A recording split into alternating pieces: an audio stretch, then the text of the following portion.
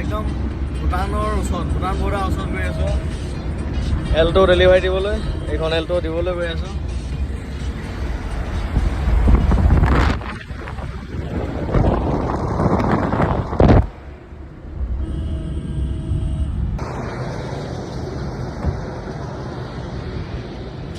আমি আহি পাইছোঁহি এতিয়া।